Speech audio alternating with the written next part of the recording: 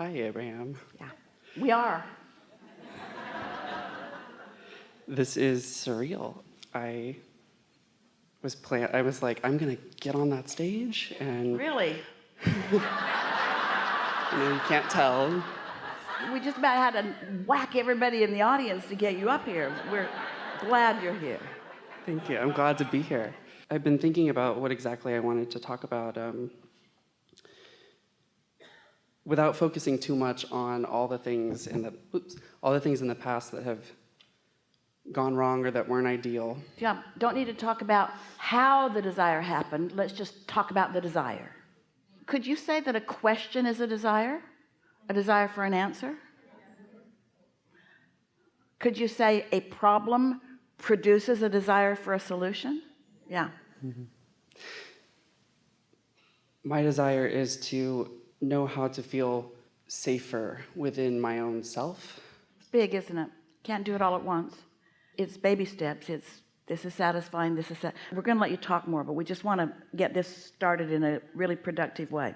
For a little while, let's just say that there's the feeling of satisfaction, and then there's dissatisfaction, and that dissatisfaction could feel like vulnerability. Dissatisfaction could feel like not being safe. Dissatisfaction could feel like fear. But let's just say there's satisfaction and other. Because if you are awake, you're going to be offering a vibration which is going to be having some vibrational relevance with the emotion and the focus of your inner being. In other words, you just can't turn that off. You cannot turn that relationship sensor off. So if you're feeling less than satisfied, it just means you're focused screwy. We don't mean that you don't have justification for focusing there, because maybe something happened and you keep remembering it and bringing it forward and bringing it forward and bringing it forward, so you hold yourself in that chronic place. But it really is a choice that you have to start making now.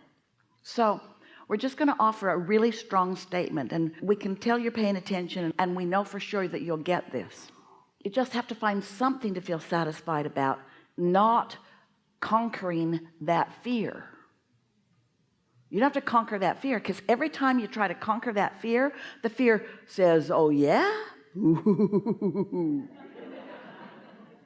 But if you're just looking for something to feel satisfied and satisfied and satisfied, and there are so many things, then you begin tuning yourself into a frequency that fearful, insecure vibration just becomes less and less practiced until it's a non-player in your experience.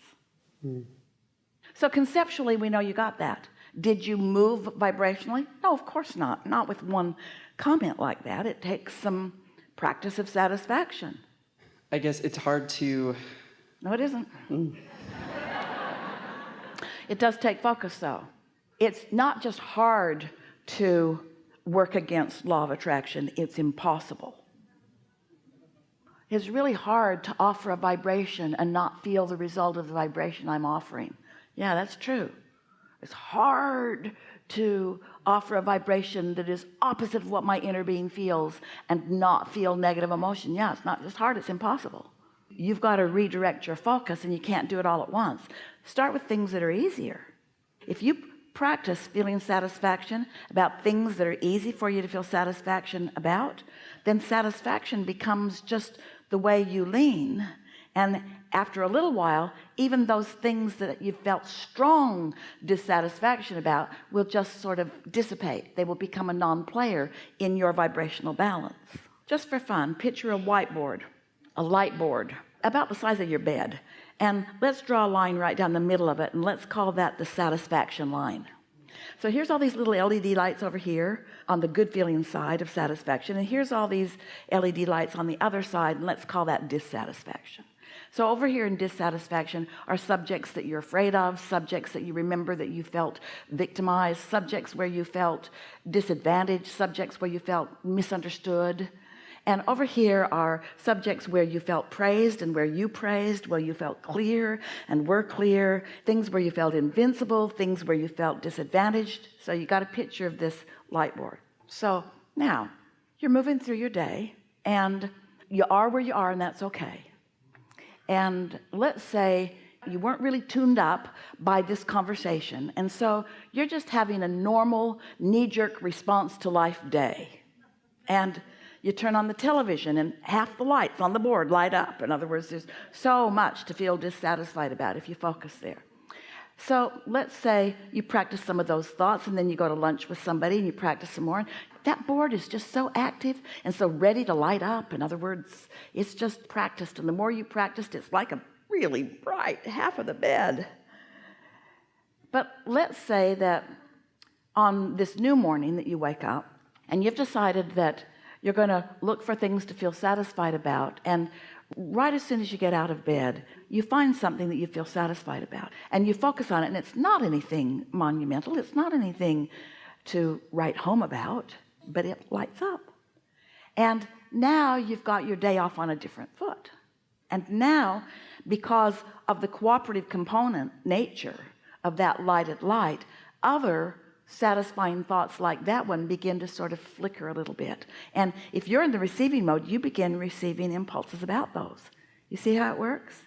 So got to catch it early, because once it gets going, it's hard. You're right. But if you start the day off that way, it gets easier and easier until you'll find yourself with this good feeling side of the bed light board imagined thing just bright all the time, and it's a rare time that something displeasing comes back in. Something could have happened 20 years ago, and if you haven't activated it, it's dissipated so much it's not a player in your vibration at all. But most people don't do it that way. Most people remember it. They talked about it 20 years ago and 19 years ago and 18 years ago, and it's a big player in your repertoire of what you offer around the entertainment in the nail salon. I was recently kind of abandoned by my mom, and Good. yes, it is good. Really, It is good. mothers are overrated because they think they're smarter than you, and they think that they get to live your life for you, and they think that they should get to make all the decisions for you. And so mothers are a lot to overcome. Yes. And How you doing out there, Mom? Well, if you're a mother, you don't agree with us, but if you remember your mother, you know exactly what we're talking about. yes. Without getting too into it, You're going to, though, aren't you? yeah. Well, because it comes to a bigger question. Yeah, but you see what you're doing? You're doing what almost everybody does. You're in this place where you feel this dissatisfaction, and we get it. And you want to explain why you feel it, because you really don't want it. So it feels like you should explain it to justify it. But explaining it only holds you there longer, and you're really not wanting to keep that vibration active. You don't want to keep bringing it forward into your now, into your now, into your now. It's more irrelevant than you are right now understanding. Anytime you're not standing in a place where you know at deep levels you want to be, there is a desire within you to explain why you're there. We call it justifying or rationalization, and mostly it's trying to bring other people down to speed with where you are. You used to say up to speed. I need to bring you up to speed with where I am. Not really what's happening. You're bringing me down to speed with where you are because you want me to relate to you.